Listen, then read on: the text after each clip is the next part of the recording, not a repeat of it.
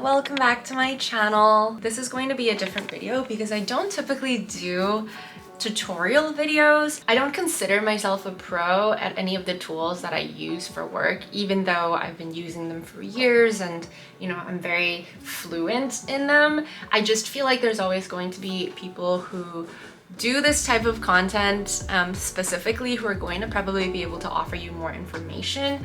But I've gotten several requests for a Figma tutorial, especially because I use it so much for work. So I thought, you know what? I will create a Figma tutorial and just kind of base it off of what I know, what I use it for, because I think a lot of you who are watching are looking into it specifically for, starting out in design or like being in a sort of marketing role, whatever level you're at. So I thought it could still be really, really useful for us to go through Figma together. This is going to be a really basic tutorial where I just kind of teach you the ins and outs of figuring out how to use Figma in the first place. But today I just want to kind of go over the whole tool and just make sure I touch on at least the basics so that if you are using Figma for the first time, you don't go in there completely blind and completely confused. I always recommend Figma to people when they are first getting into design because it is so incredibly easy to use. There's the option of Sketch as well, but Figma has an amazing free version where you can create quite a lot of design files and share them. So for that reason, I always recommend Figma first. I now have cohorts and friends who use it for social media design, graphics design, web design, UI UX design for apps, etc. There's really so much that you can do with it, and that's what I really love about it. This is my Figma dashboard. You can see that each of these are what they call a design file. So I typically create a design file for a project. You can see this one's YouTube, Enkel marketing, Enkel website. It's just easier for me to organize things in this way. So create one design file for a project. But if we go into these design files, I have for work, one for website, one for like my other website, one for social media, one for marketing. And the reason I separate it out this way is because the website one is just going to contain all the different landing pages I've created. The social media one is going to contain all of the different like social media assets that I will create. And then the marketing one is more just general. Everybody has access to this, and yeah, it's some of the same things as social media, but it'll include like blog, app stuff, collateral as well. So I'm just gonna go ahead and create a new design file so I can show you from scratch how you go about using Figma. On the left-hand side here, this panel contains all of your layers as well as any assets that you will create, and then also any pages that you will create. So what pages are essentially, for example, we can call this one, let's say like social media assets, and then you can create a separate one for blog assets. So essentially within a design file, you can create multiple pages so that you can further organize your designs. Your layers are going to show up here, which I'll show you in a bit. But let's first go over this top section as well. So the top section, you have several things to note. There's the Figma menu, which honestly I barely use anything within this menu. If anything, I just go into my top menu if I need to select anything from there, but that is there also. The second one are your move tools. So this is your cursor or your move cursor, which is V on your keyboard. And then there is a scale one as well. I don't use the scale one very often, but the move one I use constantly. So it's important to kind of remember that as V. The second icon here is, it's called region tools, but this hashtag symbol or grid symbol is your framing tool. Your frames are essentially, I would call them your artboards. When you click this or hit F on your keyboard, you'll see that it pulls up a bunch of different framing options on the right hand side. So this is a really neat part about Figma because it was made to create UI UX designs. It'll have a lot of the typical frames and dimensions that you'll need when you are creating any sort of design for UI or UX. So you can see under iPhone, there's all the different iPhone sizes, as well as some Android sizes as well. You have tablet sizes. Desktop is if you are going to be creating for like web design, presentations, so you can do slide decks as well in Figma, which I have used Figma for creating slide decks. Apple Watch, paper if you're just creating a document. Social media, this one is super handy because it has all of your typical social media post dimensions here. You can also create your own frame size if it's not anything within here, so you can just click F or click the frame again, and then just click and drag whatever size you need. So if I need something like that size, and then if you can't get that perfect or you want to change it, you can actually go onto the side here and just adjust the width. So like, let's make this 500, but then make this 1000. Under your frame drop down, you also have the slice tool. The slice tool is really cool because, okay, I'll show you kind of my use case for it. So for Enkel, I create all of my email designs within Figma. So you can see these are some of the email newsletters that have gone out in the past. If you want to join our newsletter, please go ahead and join that on our website. But for example, like this was one of the first email newsletters that we sent out.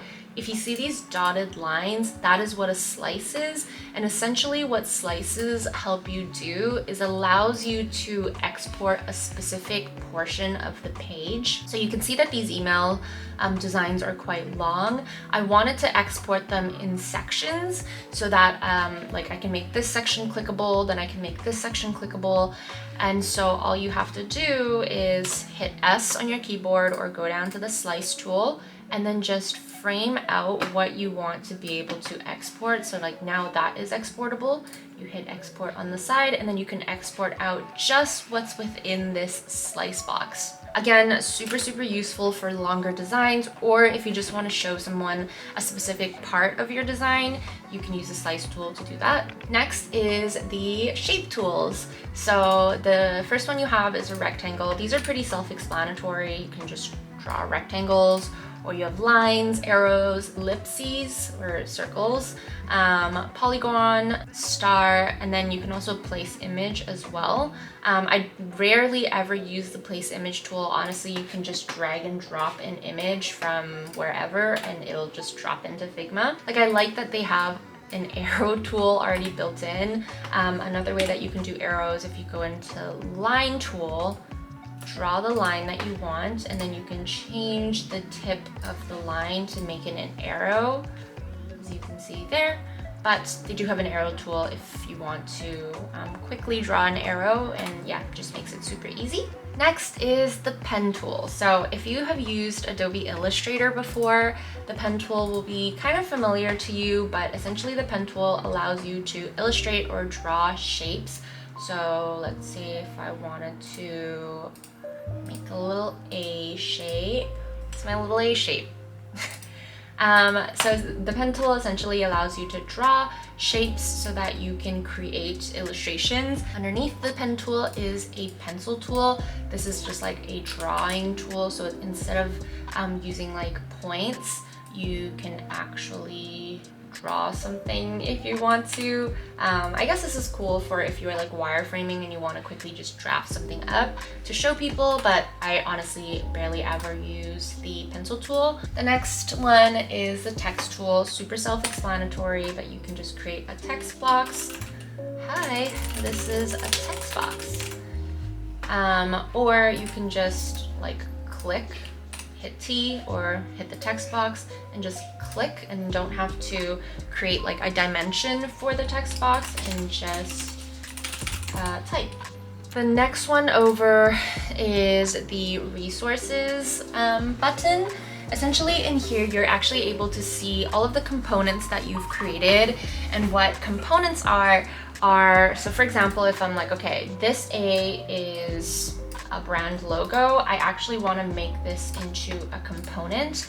Now you can see that the component is a part of your components list. So if, let's say, like I'm designing this page and then I want to put it on here as well, or let's say it's on our social media page, I can actually go into the components, click it, and drag it onto my new design. And then it's really cool because if you go back to the main file and adjust it, it'll change for all the other components as well. Or if you want to change it without changing all of the other components, you can detach instance and just change this one without changing all the other ones. Under this resource tab, you can also find all of your plugins. I actually just use 3 plugins right now: Iconify, Warp It, and TubePath.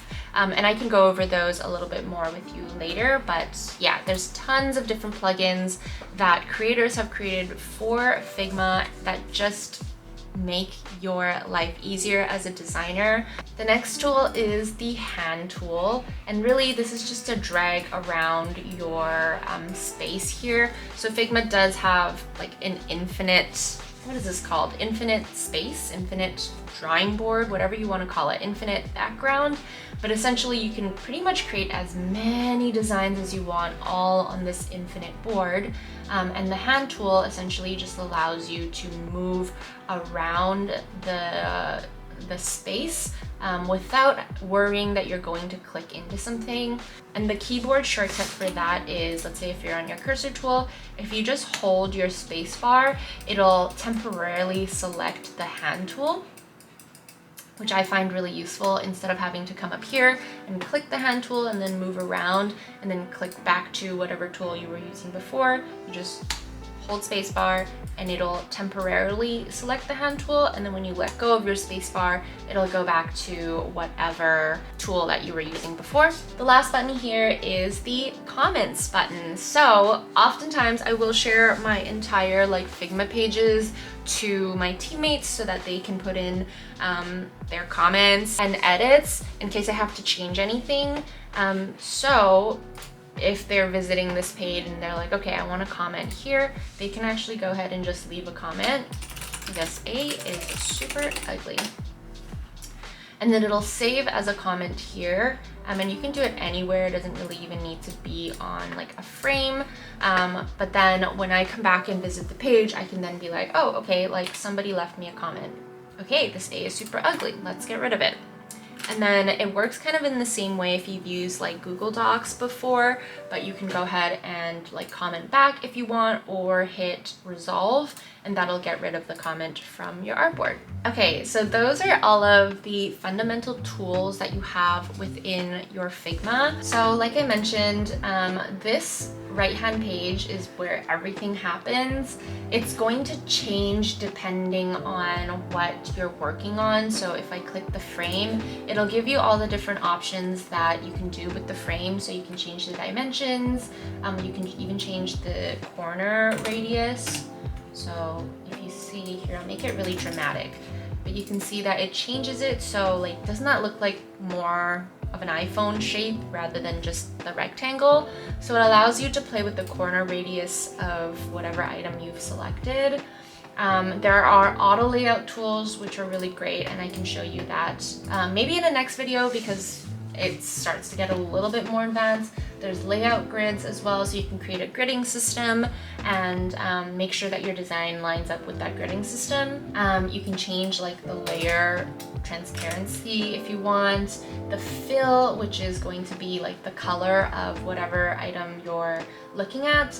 So for example, click here and just select a color, it'll change the color of the entire whatever item that you're looking at.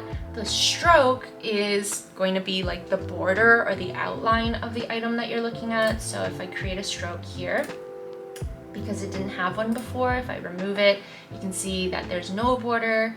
But if I click the plus button, you can see that it does create a border, and then you can go ahead and change the color of that as well, the thickness of the border, and play around with that. Selection color is really cool because if you're selecting multiple things, so like in this frame, I have the border, I have the background, I have these text, these lines, and then this gray A. It'll show you all of the colors that are a part of these things that you've selected. So it makes it really easy to change the colors instantly. So for example, if I'm looking at this and I'm like, that maroony red color doesn't really do it for me, let's make it a green color, and then let's make the A into like a darker green color to match it. You can actually just adjust the different colors that you have on your page instantly from the selection colors tool. Something else really cool that you can do is you can save colors. So if you know that this green is your brand color, you can click this button here, which is style, and it'll show up kind of like next to all the different filling or stroke tools. So you can click it here, you can click it here, but I would just select it from wherever your color is and then create style, brand green.